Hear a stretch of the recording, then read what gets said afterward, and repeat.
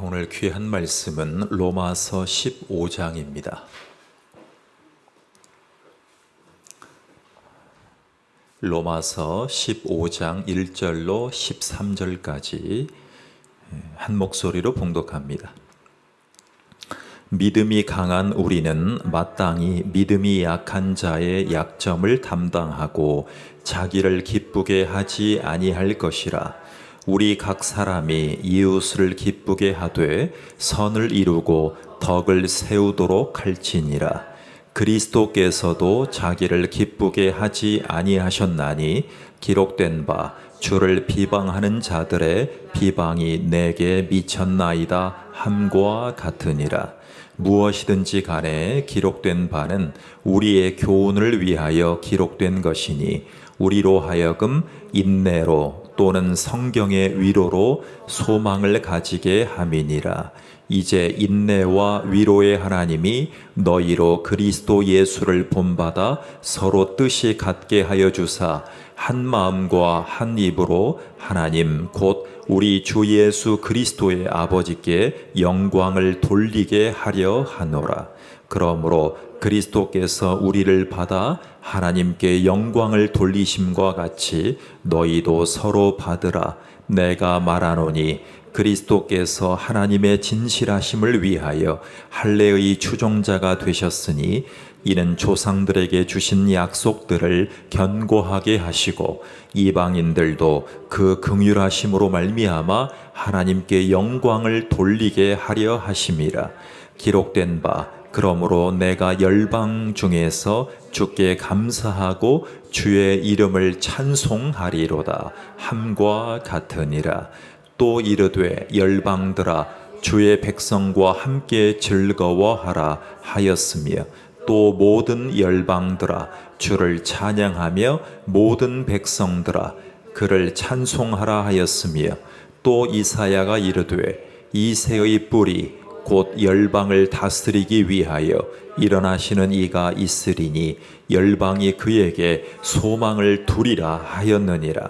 소망의 하나님이 모든 기쁨과 평강을 믿음 안에서 너희에게 충만하게 하사 성령의 능력으로 소망이 넘치게 하시기를 원하노라. 아멘. 네. 여러분의 인생을 정리해야 되는 시점이 일주일 앞으로 다가왔습니다. 그러니까 일주일 안에 여러분의 인생을 더 값지게 유종의 미를 거둘 시간이 일주일이 남았습니다. 일주일 앞으로 다가온다면 어디를 가고 싶으시고 무엇을 드시고 싶으십니까? 어떤 기록을 남기고 싶고 어떠한 생각을 전달하고 싶으십니까?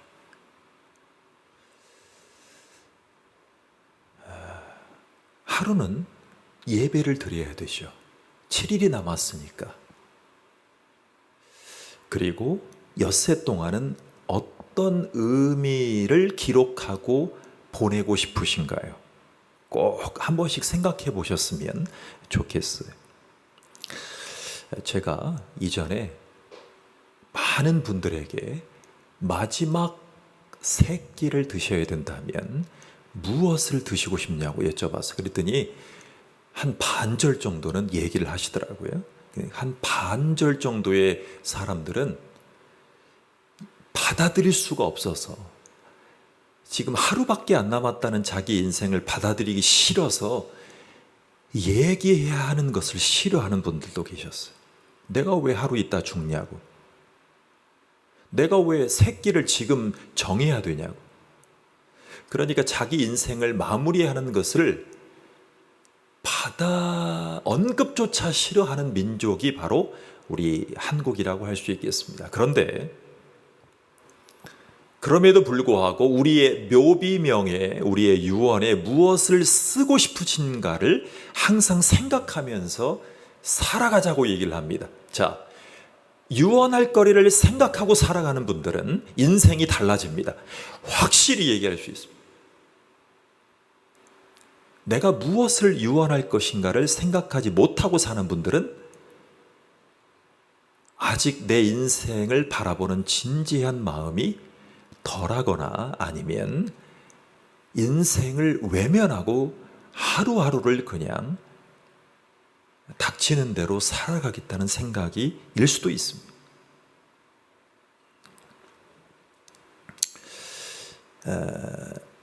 한국 땅에도 몇 년 전부터 유언을 남기자, 유언장을 미리 써보자는 운동이 일어난 적이 있습니다. 그때 저도 처음에는 무슨 예수님도 50도 못 되어서 이렇게 겸손하라고 핀잔 받으신 적도 있잖아요. 유대인들에게, 제사장들에게, 바리새인들에게. 근데 무슨 이렇게 젊은 사람이 유언을 남겨야 되냐고 그 반발심에서 시작했는데 아니더라고요. 초등학교 때부터 저는 유언장을 써보라고 권하고 싶어요. 중학생, 고등학생, 대학생, 일반인. 자, 여러분 어릴 때부터 그 시점에 유언장을 써보면 어떻게 살아왔고 어떻게 살아가야 될지를 소원하게 됩니다. 더군다나 거듭난 그리스도인들은 크리스찬이 된 기독교인들이 유언장을 쓰면서 내가 어떠한 꼬린 지점을 향해서 걸어가고 있느냐가 중요해집니다. 단순히 자식이 잘 살기를 바라는 것이 내 인생이냐, 우리 가족이 무탈 없이 살아가는 것이 인생의 목표냐, 단순히 교회가 조금 더 부흥되는 것이 인생의 목표냐, 아니면 하나님이 나에게 구원을 허락해 주시고 내 삶 속에 하나님의 큰 뜻 가운데 내가 어떻게 가정에서, 교회에서, 사회에서 내 자아 실현을 위해서, 즉 하나님의 영광을 위해서 어떻게 하루하루를 채워가고 발전해 갈 것이냐, 이것을 깊이 고민하게 되는 것입니다.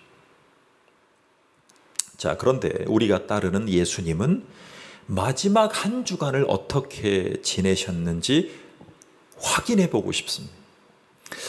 사실 단순하게 이 고난주간으로 먼저 말씀을 강론하시고 그 말씀으로 연이어 기도하는 시간으로 채우셨다는 것을 우리는 알고 있습니다. 기도하셨죠. 말씀하셨죠. 당부하셨죠. 마지막 만찬하셨죠. 그런데 핵심은 바로 이거였어요. 핵심이 중요하죠. 핵심. 일주일간의 예수님의 고난주간을 핵심으로 한 문장으로 얘기를 해봐라. 그것은 이거예요. 너희가 서로 사랑하면 이로써 너희가 내 제자인 줄 알리라. 이로써 너희가 서로 사랑하면 이로써 너희가 내 제자인 줄 알리라. 이것이 일주일간 삶의 예수님의 묘비명이에요. 예수님의 묘비명.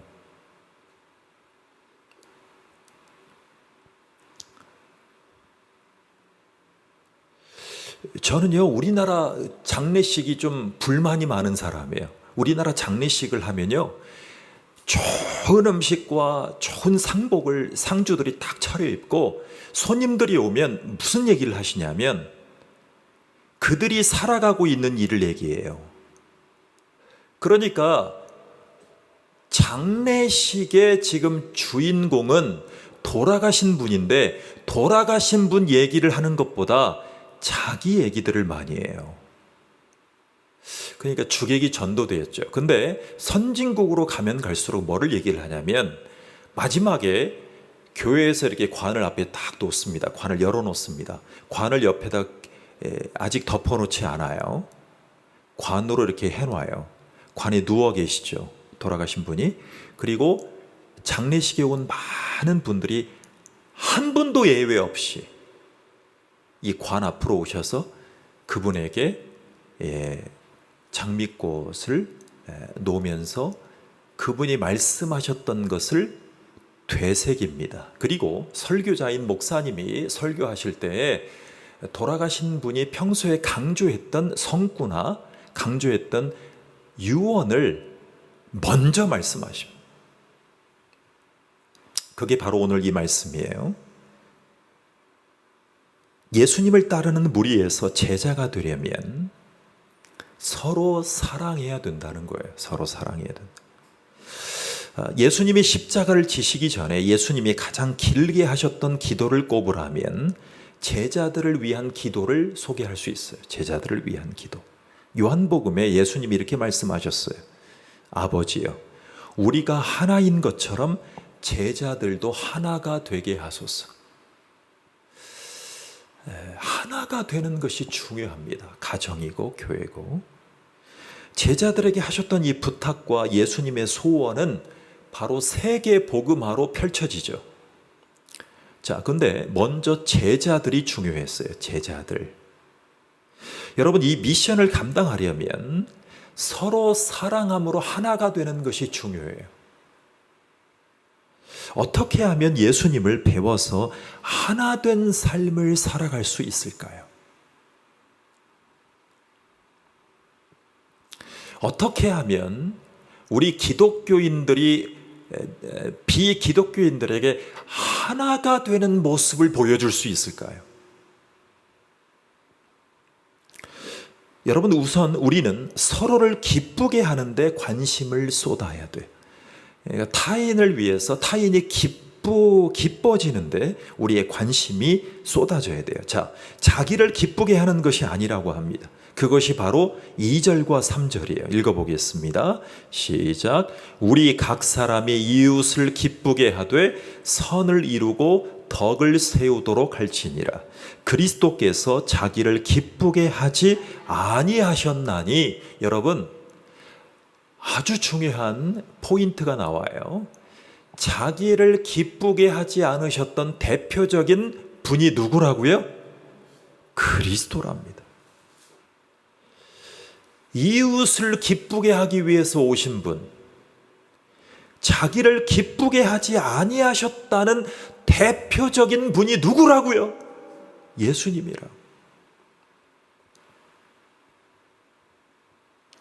이웃의 유익을 구하기 위해서 자신의 유익을 희생했던 대표적인 분이 누구라고요? 예수님. 이것으로 일치가 가능하다는 거예요. 여러분, 저는 자신의 유익보다 타인을 위한 행동을 하는 대표적인 두 분을 오늘 소개하고 싶어요. 저는 제가 살고 있는 이 동네에 시의원님이 두 분 계세요. 그런데요, 이분은요, 훌륭한 분들이에요.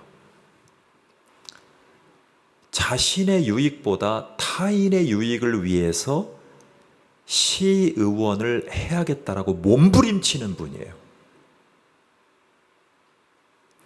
한번 소개해 볼게요. 먼저 한 시의원 분이 있어요. 이분은요, 날이면 날마다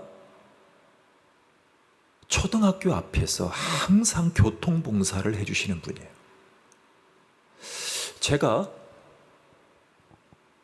아이들이 초등학교에 등교할 때 지나가 보면 휴교일 빼고는 이분이 거의 계셔요. 그런데 제가 한 수년간 지나가면서 이분이 안 계실 때도 발견했어요. 그런데 학교 가는 날이면 제가 보니까 한 99%의 날에 날마다 와서 아이들의 안전을 위해서 봉사하시는 분이에요. 제가 이분을 보면서 우리 가족들도 시민들도 이렇게 얘기를 합니다. 아이들의 안전을 위해서 고생하는 저 한 행동만 놓고 봐도 나는 저분을 영원히 지원하겠다. 영원히 투표해 주겠다. 이런 얘기들을 하시는 분이 있어요. 그 바쁜 아침에 제가 유심히 봐요. 그러면 저도 저분을 좋은 면을 바라보면서 판단거리가 생겨요. 아, 저분 세수나 하고 오셨을까?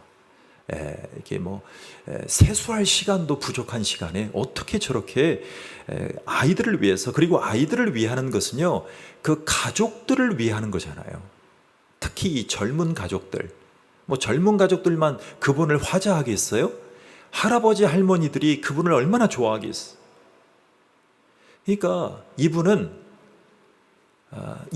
시원의 주일이 아이들의 안전과 건강을 위한 거예요. 물론 그 시의원분이 하는 정책에서 제가 동의하지 못하는 부분도 있더라고요. 이게 사석에서, 공석에서 이렇게 그분을 여러 번 만나보면. 근데 그분은 자신의 그 아침 시간의 유익보다 타인을 위해서, 이 지역을 위해서 날이면 날마다 와서 우리 유권자들, 우리 아이들을 위해서, 부모들을 위해서 헌신하시는 분이죠. 여러분, 자신의 유익보다 타인의 유익을 위해서 지속적으로 헌신한다는 것은 쉬운 일 아닙니다. 쉬운 일 아니에요. 아무리 시의원 자리가 달려있다고 해도 말이죠. 자, 두 번째 시의원은 이따 소개할 거예요. 그러면 우리의 인간관계 속에서 누가 먼저 희생을 하는 게 좋을까요? 여러분, 다른 사람들이 나를 위해서 희생해 주는 사람들을 우리는 성인이라고 얘기를 해요. 인격자라고 얘기를 해요. 그런데 성경은요, 믿음이 강한 우리가 먼저 희생해야 된다라고 얘기를 해요. 자, 이것을 이렇게 표현했어요. 우리 강한 자가 마땅히 연약한 자의 약점을 담당하고 자기를 기쁘게 하지 아니할 것이라. 여러분, 교회 안에 성인 아이들이 있을까요? 없을까요? 있습니다. 성인인데 성인 아이의 습성을 아직도 가지고 있는 분들이 계셔요. 그것을 대입해 보면 이해가 쉬울 거예요. 연약한 자의 약점을 담당하고, 이것이 성경의 교훈입니다. 그것은 다른 사람의 약점을 감당한다는 것은요, 자기를 기쁘게 하지 않겠다는 거예요. 자, 우리가 잘 아는 고린도전서 13장을 보면 사랑장이라고 얘기를 하죠. 교회와 가정의 일치를 위한 사랑을 이렇게 제안했어요. 사랑은 자기의 유익을 구치 아니하며. 그러니까 사랑이라는 것은요, 자기의 유익을 구하는 것이 아니라고 합니다. 여러분, 사도 바울은 1절에서 믿음이 강한 사람이 희생해야 된다는 것을 말해요. 하나님, 저는 저 사람의 약점을 담당할 만한 성품과 인격 수련이 잘 안 돼 있어요. 근데 저보고 왜 저 사람의 약점을 감당하라고 해요?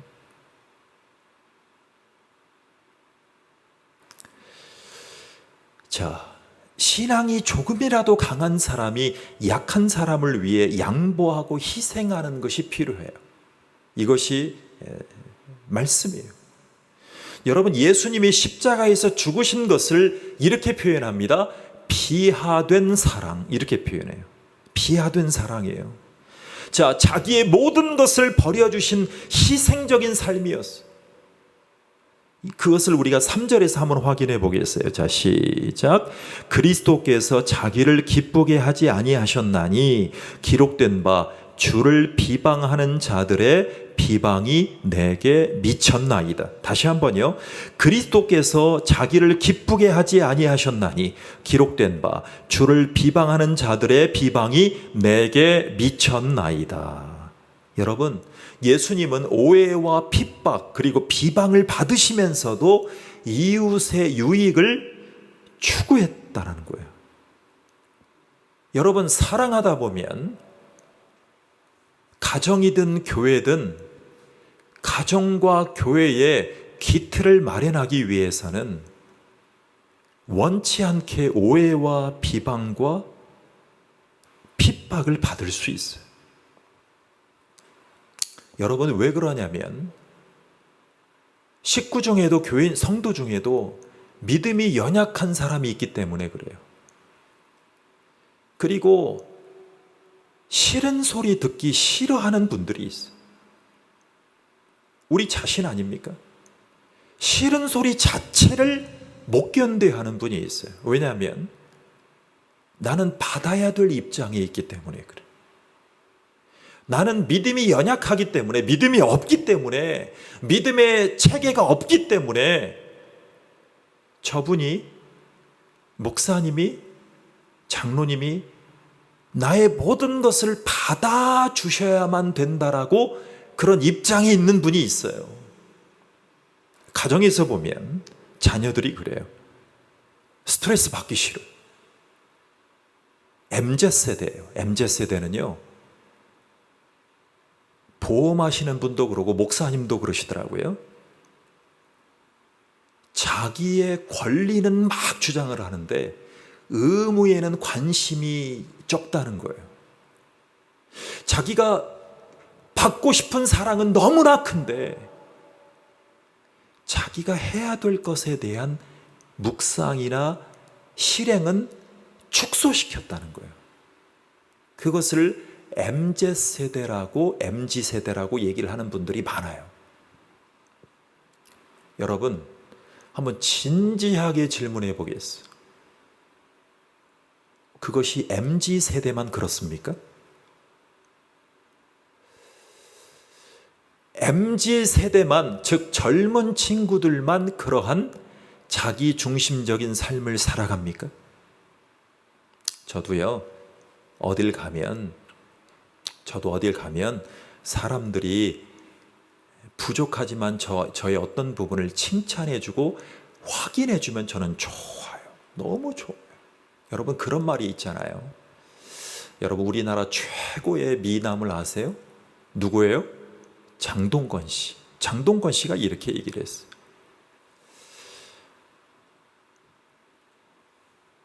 가로 닫고, 자기 혼자 생각하는 거 가로 닫고, 그 다음에 뭐라고 그러냐면, 저도 어디 가면요, 항상 들었던 말을 또 해주는 사람에게 좋아요. 그게 뭐예요? 어딜 가든 제가 잘생겼다라고 얘기를 해주는 분을 만나면 저도 기분이 업돼요. 여러분, 사람은 자기를 인정해주고 자기의 단점을 잘 보완해주고 자기가 대접받고 싶을 때 정말 대접을 잘 해주면 사람은 다 좋아요. 그런데 오늘 예수님의 음성을 한번 들어보시기 바랍니다. 너만 구원받을 수 있다면, 너만 구원될 수 있다면, 내가 믿음의 사람이 될 수가 있다면 말이야, 네가 하나님이 원하시는 사람이 될 수 있을 때까지 나는 너를 위해 모든 것을 희생하고 죽을 수 있다.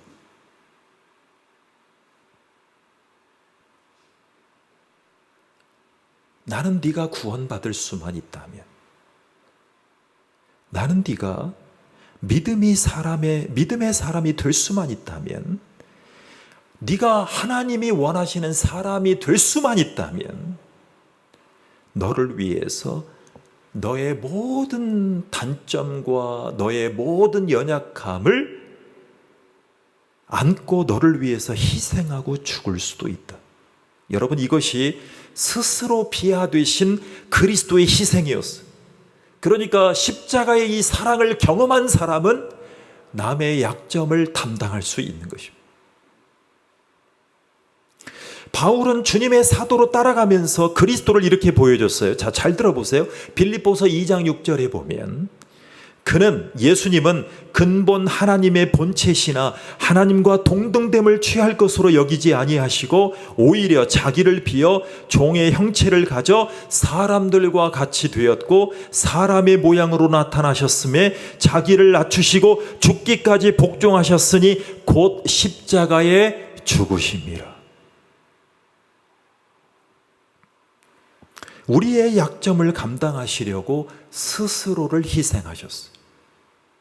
이것이 그리스도인이 받은 은혜예요.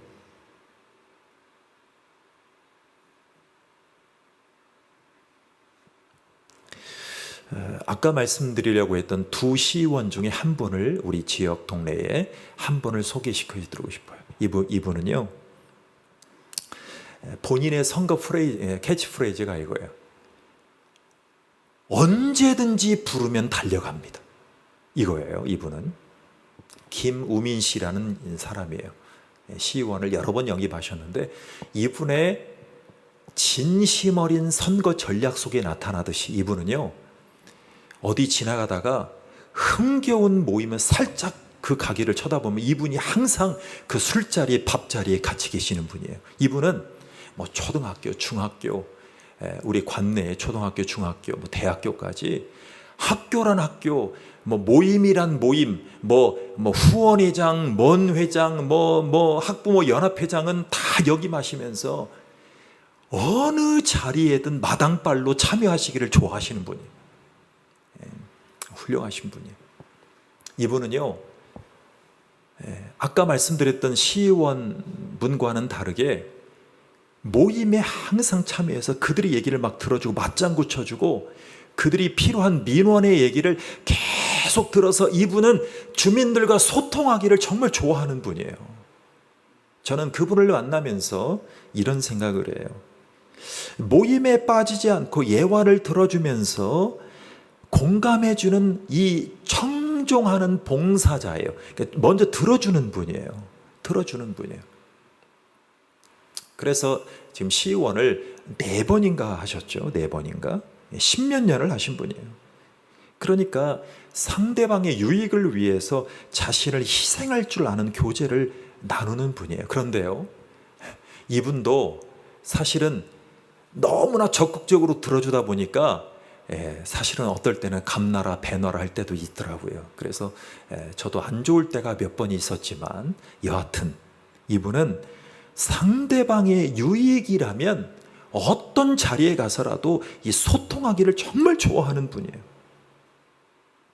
저는 이 두 시의원을 나름 비교하고 제 안에서 한번 생각을 해봤어요. 참 이분들에게 배울 것이 많아요. 참 저보다는 뭐 연배시죠. 너무나 배울 것이 많은데 시의원이라는 그 자리 때문에 이렇게 더 하시지만 정말 한 영혼을 얻기 위해서 그 영혼의 유익을 위해서 자신을 희생할 줄 안다면 얼마나 많은 사람을 얻을 수 있을 것인가. 자, 우리는 이 시의원님들의 삶에서 한 걸음 더 나아가길 원해요. 자, 하나됨을 위해서 서로 같은 뜻을 붙잡는 것이 중요해집니다.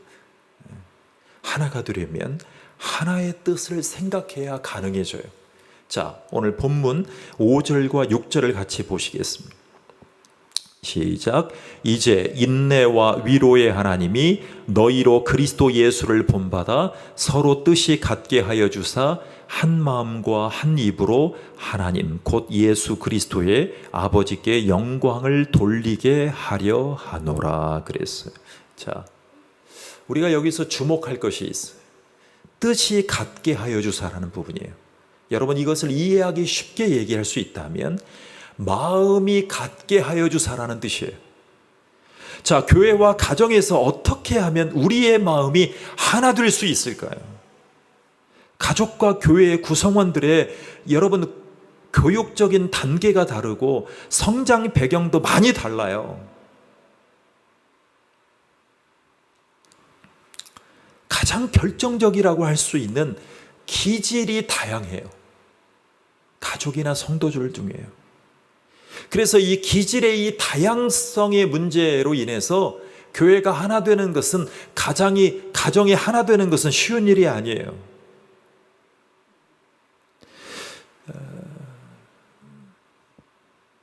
여러분, 저는 이 가정과 이 집안을 보면서 이런 생각을 해요. 우리 친척들이나 이 가정들을 보면 이 친척 형님 중에도 동생 중에도 우리 아버지 계열의 성격을 받은 이 조카들, 형제들이 있고요. 그 작은 어머니들의 기질을 받은 이 친척들이 있어요. 그러면 아무리 친하다가도 이 아버지 계열의 이 기질을 받은 형제들은 뭔가 좀 이렇게 공통분모가 더 있는 것 같아요. 근데 이 어머니 뻘, 그리고 이렇게 그런 영향을 받은 가족들은 뭔가 이렇게 좀 이질감이 있지 않습니까? 마찬가지입니다. 가족이 만났을 때도 마찬가지예요. 그래서 이 기질의 다양성 문제가 아주 심각해요. 자, 같은 세상을 봐도 관점이 다르게 보는 경우들이 너무나 많아요. 자, 교회 배경에 안 좋은 경험들로 인해서 성경적인 교회관이 세워지기도 전에 교회를 좌지우지할 수 있는 위치까지 가면 문제는 더 심각해져요. 그러니까 기질에 대한 서로 이해가 없이 이전의 교회의 경험들로 인해서 교회를 자기 원하는 대로 좌지우지할 수 있다면 얼마나 그 교회가 힘들어지겠어요.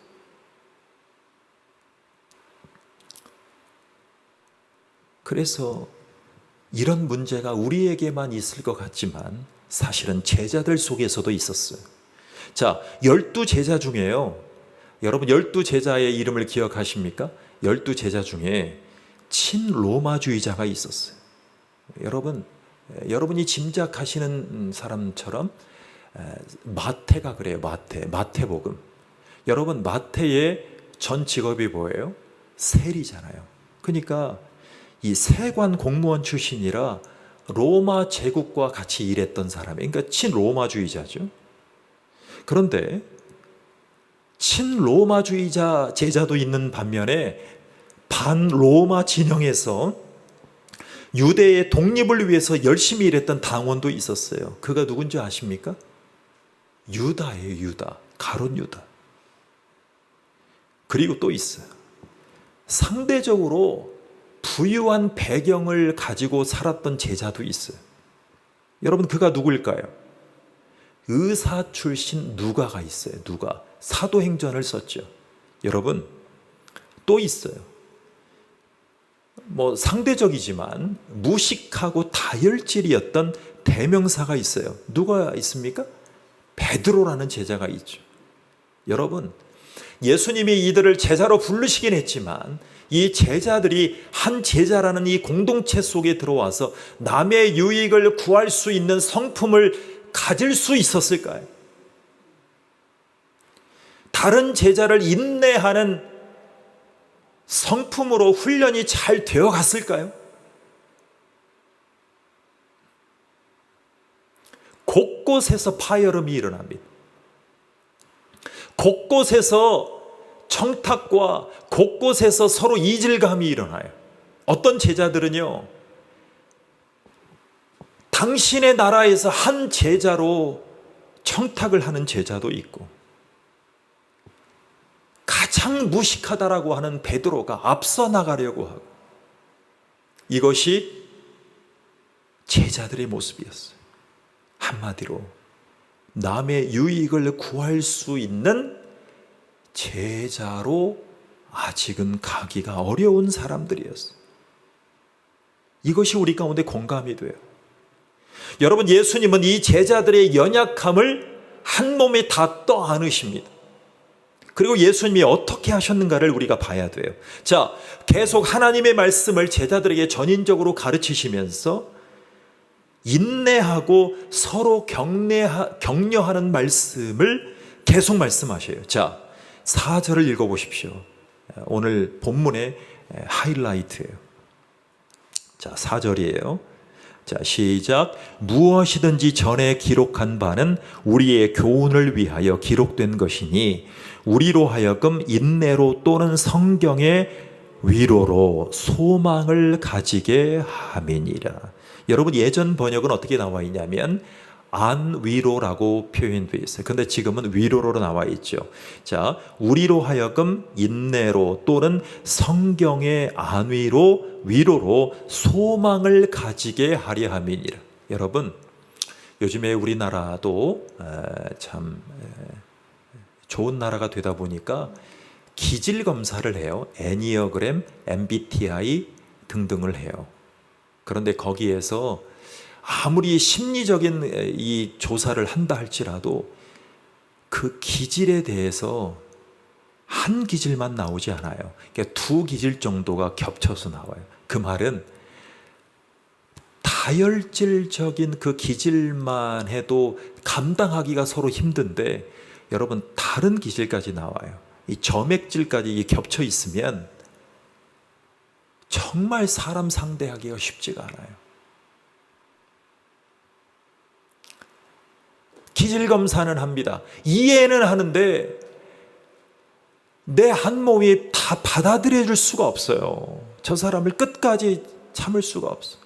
그러니까 힘드니까 자식 낳는 대신에 뭐를 길러요? 반려견을 기르잖아요. 여러분, 사실은 반려견도 해답이 될 수 없어요. 반려견도 사람을 배신 안 할 수가 없어요.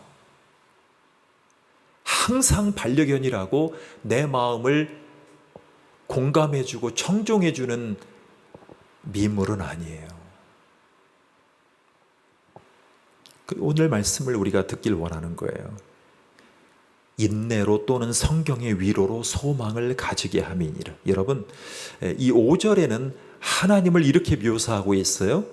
인내와 위로의 하나님이라고 묘사합니다. 자, 우리도 그런 하나님의 성품으로 다른 이들에게 인내하고 위로하라고 하세요.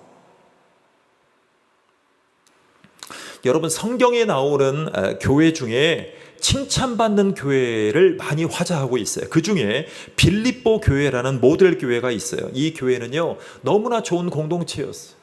그런데 너무나 좋은 칭찬이 자자한 교회였음에도 불구하고 문제가 하나 대두돼요.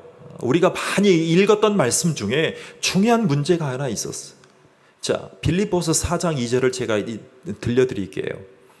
내가 유오디아를 권하고 순두개를 권하노니. 자, 여러분, 순두부찌개가 아니에요. 잘 들어보세요. 내가 유오디아를 권하고 순두개를 권하노니 주 안에서 같은 마음을 품으라. 주 안에서 무슨 마음을 품으라? 같은 마음을 품으라. 여러분, 이 말씀이 그냥 읽고 지나가면 별 의미가 없는 말씀처럼 보여요. 그런데요, 이렇게 생각해 보십시오. 이 말씀에는 중요한 뉘앙스가 들어가 있어요. 여러분 보세요. 자, 우리 한국 부모님이 이런 얘기를 하세요. 형제들을 딱 앞에 두고 이런 얘기를 하죠. 내가 죽거든 형제들끼리 우애 있게 살아라. 시작. 형제들끼리 우애 있게 살아라. 이것이요, 우리나라의 몇백 년 동안, 아니 몇천 년 동안 아주 중요한 유언이었어. 어떻게 보면 양지 바른 곳에 나를 묻어다오, 이 말씀보다 형제들이 내가 죽거든 우애 있게 살아라, 바로 이 말씀이 바울의 이 고백이에요. 여러분, 두 사람이 나와요. 유오디아와 순두개예요. 이들은요, 빌립보 교회에서 열심히 봉사했던 교인들이에요. 그런데 너무나 열심히 특심이 되다 보니까 두 사람을 이렇게 권해요. 바울이 하나님 앞에 성령의 감동으로 이렇게 권할 수밖에 없는 상황이 되었어요. 이 말 속에는 뭔가 중요한 의미가 있어요. 그런데 바울의 심정에 이 둘이 앙숙이었던 것 같아요. 앙숙. 여러분, 교회에 앙숙이 누가 있어요? 장로님 부인이 여전도 회장이 계셔요. 여전도 회장이 계시고, 그리고 어떤 권사님이 여전도 회장을 역임하고 또 다른 중요한 교회의 꽃꽂이를 하는 중요한 분이라고 생각을 해보십시오. 그런데 이 두 권사님 가운데 알력이 생겼어요. 어떻게 해서 알력이 생겼어요? 한 번은 남편이 장로님인 이 권사님이 미는 장로님이 계셨어요. 그런데 또 다른 권사님이 또 다른 안수 집사님을 장로님으로 밀고 싶은 거예요. 그러면 앙숙이 돼요, 안 돼요? 되겠죠. 될 수 있잖아요. 여러분, 이와 유사한 관계를 가지고 지금 빌립보 교회 가운데 바울이 얘기를 하는 거예요. 특별히 이 말씀을 우리에게 던져주는 이유가 뭘까 생각을 해보니까 2절을 제가 읽어드릴게요. 마음을 같이하여 같은 사랑을 가지고 뜻을 합하며 한 마음을 품어 아무 일에든지 다툼이나 허영으로 하지 말고 오직 겸손한 마음으로 각각 자기보다 남을 낮게 여기고 각각 자기 일을 돌아볼 뿐더러 또한 각각 다른 사람들의 일을 돌아보아 나의 기쁨을 충만케 하라. 여러분, 나보다 낮게 여긴다는 말이에요. 그것이 바울이 전하고 싶은 지금 이 말씀이에요. 우리가 품어야 될 같은 마음의 공통 분모를 제시할 수 있다면 바로 이 마음이에요. 너희 안에 이 마음을 품어라. 곧 그리스도 예수의 마음이니. 여러분, 이 말씀을 오늘 우리 안에서 말해본다면 이렇게 될 거예요. 유오디하여 주님의 마음을 품으십시오. 순두개여 당신도 주님의 마음을 품어보시기 바랍니다.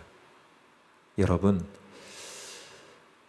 가정과 교회에서 나보다 남을 낮게 여기려면 내 기질과 성품으로만 절대 되지 않아요. 우리는 대표기도 시간에 이렇게 기도하잖아요.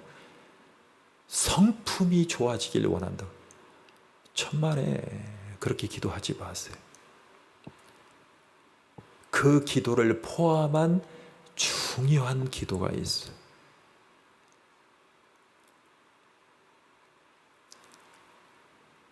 하나님, 한 영혼을 품을 수 있는 성품을 허락해 주십시오. 그렇게 기도하면 인본주의가 돼요. 인본주의 성품으로는 죄인을 품을 수가 없습니다. 그럼 어떻게 기도해야 될까요? 목사님, 사모님, 장로님이여, 주님의 마음을 품으십시오. 주님의 마음을 품어야 가능해집니다. 인내가 가능해집니다. 남을 낮게 여길 수 있습니다. 위로할 수 있습니다. 이것이 주님이 인내와 위로로 가득 찬 분이라는 것을 우리에게 알게 해줘요. 여러분, 이런 말이 있잖아요. 계속 우리를 가르치고 때론 책망하시다가 우리가 말을 안 들어먹었어요.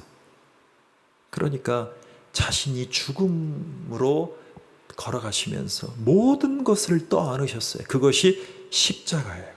그 십자가에 힘입어서 우리가 죄를 고백하고 구원받지 않았습니까?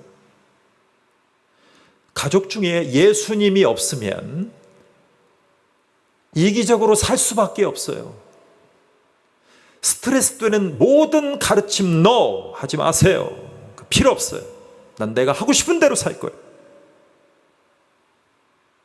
부모일지라도 나에게 싫은 소리 한마디 하지 마세요. 나는 원치 않아요. 나는 지금 격려와 위로만 받고 살아도 힘들어요.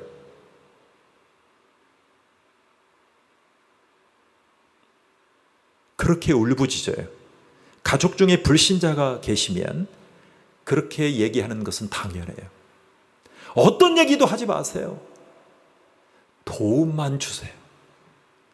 어떤 요청도 하지 마시고 어떤 요구도 하지 마세요. 그냥 저를 위로만 해주세요. 저를 안아만 해주세요.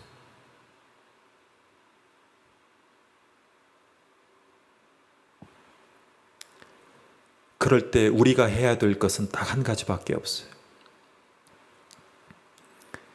우리는 불신자인 가족, 불신자인 구도자, 불신자인 비그리스도인들을 대함에 있어서 주님의 인내로, 주님의 위로로 주님의 마음을 품는 방법밖에는 없어요.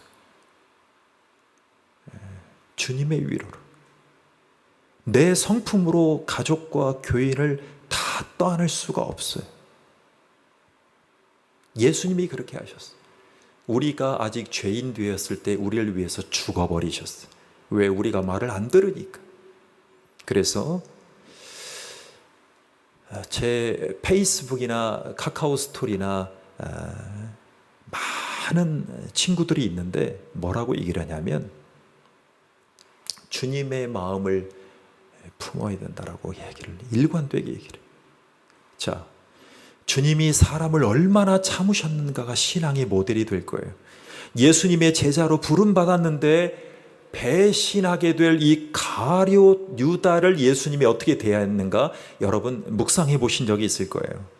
여러분 배신자를 어떻게 대하고 싶으십니까? 여러분의 인생에서 배신자가 우리의 가족이고 우리의 교회 교인이라면 여러분은 어떻게 대하고 싶으십니까? 시간이 흘렀습니다. 그리고 얼마 후면 판리후입니다. 그리고 십자가에서 처참하게 찢기셔야 됩니다. 그런데 자기를 찢기게 할 주범인 가룟 유다를 예수님이 어떻게 대했는가가 오늘 우리가 품어야 될 기도 제목입니다. 자, 11 제자에게 친절하고 동일하게 대하셨죠. 가룟 유다에게도 그렇게 대하셨어요.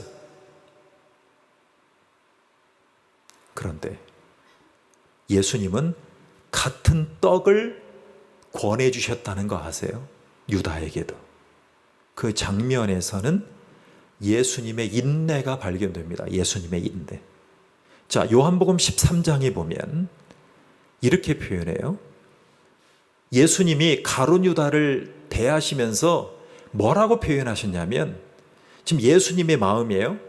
저를 민망히 여기셨다 이렇게 표현하고 있어요. 민망하죠. 이 표현은 여러 가지로 해석할 수 있는데 여러분 나를 배신하고 내가 말하는 것을 튕겨내고 내가 말하는 모든 것을 거절하는 사람 앞에 즉 나를 죽일 사람 앞에 예수님은 유다 앞에서 이렇게 표현했어요. 민망히 여기셨다. 그 표현은 한마디로 이렇게 표현했어요. 불쌍히 여긴다는 거예요. 불쌍히 여긴다. 여러분, 인간관계에는 정말 힘듭니다. 꾸준히 끝까지 가는 인간관계도 저에게 있고 서로의 연약함 때문에 금세 끊어지고 잘 될 것 같은 인간관계도 오래 가지 않는 인간관계가 굉장히 많은 거예요. 저도 그런 걸 보면서 저에게도 잘못을 발견하고 그 사람의 성품의 잘못도 발견을 해요. 근데 어떤 분들은 끝까지 가는 관계가 있어요. 그럼 신기할 때가 많아요. 그런데 우리는 예수님의 이 성정을 본받아야 될 것입니다. 불쌍히 여기는 마음이 그 한 영혼을 용납하게 만들었어요. 그래서 예수님의 마지막 말씀이 뭐예요? 하나님, 저희를 용서해 주시옵소서. 저희들이 하는 일을 알지 못함이니이다. 여러분, 자기들이 하는 행동을 다 알지 못해요. 아무리 생각해도 자기가 하는 행동을 잘 발견하지 못하는 인간이 다 사람이에요. 그래서 그 영혼을 품을 수 있는 데까지 우리가 나아갔던 예수님을 바라봐야 될 것입니다. 자, 어떤 사모님이 이렇게 기도하셨어요. 불쌍히 여기는 마음에 대해서 그의 영혼도 잘 안 되니까 기도할 때마다 항상 이렇게 기도했어요. 불쌍히 여겨주시옵소서. 불쌍히 여겨주시옵소서. 부부싸움을 하고 난 부부가 아내가 와서 열심히 기도하는데 남편에게 이 말씀만 들리는 거예요. 하나님, 우리 남편을 불쌍히 여겨주시옵소서. 그리고 그 남편 목사님이 또 가서 이렇게 기도했습니다. 하나님, 우리 아내를 불쌍히 여겨주시옵소서. 같이 기도하겠습니다. 하나님 감사합니다. 우리 가운데 우리의 성품의 한계로는 한 영혼을 감당할 수가 없습니다. 역사적인 믿음의 선진들도 그랬고 예수님의 제자들도 그랬습니다. 우리가 아무리 도토리 키재기인 인격과 좋은 기질과 성품을 가지고 있다 하더라도 결국에는 상처받고 힘든 것이 우리의 삶인데 우리 가운데 오셔서 우리를 불쌍히 여겨달라고 기도하신 예수님의 성정을 본받아 주님을 따라갈 수 있는 하나님의 사람들이 될 수 있도록 축복해 주시옵소서. 부족합니다. 연약합니다. 목회자가, 엄마가, 남편이, 그리고 자녀들이 이 관계를 주님 앞에 올려드리기 위해서 서로의 연약한 약점을 인내로, 위로로 감당하면서 하나님의 긍휼하신 은혜를 불쌍히 여겨달라고 기도하는, 그러므로 녹아져가는, 하나님의 마음으로 녹아져가는 그런 하나님의 위로와 터치가 임하기를 원합니다. 모든 것을 주님 앞에 맡기고 예수님의 이름으로 기도하옵나이다. 아멘. 하나님, 이 드리신 예물 속에 주님의 영광이 나타나기를 원합니다. 삶의 고통과 힘듦 속에서 주님이 내 환경과 처지를 아시오니 하나님 견딜 수 있고 인내할 수 있는 믿음을 달라고 믿음을 소원하는 예물로 드리게 됩니다. 하나님, 모든 인생사에서 안위받고 위로받으면 좋을 텐데 우리가 거듭난 그리스도인들이 인내로 위로하는 그런 역할을 하라고 말씀해 주셨습니다. 이 헌금을 드림도 하나님 나라를 고대하고 하나님 나라가 완성될 때까지 인내하고 교회 사역을 위로하고 그리고 가정들이 살아나기를 간절히 사모하는 심정으로 주님 앞에 불쌍히 여겨달라고 기도하면서 이 예물을 올려드립니다. 모든 관계 속에서 하나님의 그 긍휼하신 하나님이 우리를 불쌍히 여겨주시는 은혜를 입고 주님 앞에 더욱 들여가는 인생으로 축복해 주시옵소서. 감사드리며 예수님의 이름으로 기도하옵나이다. 아멘.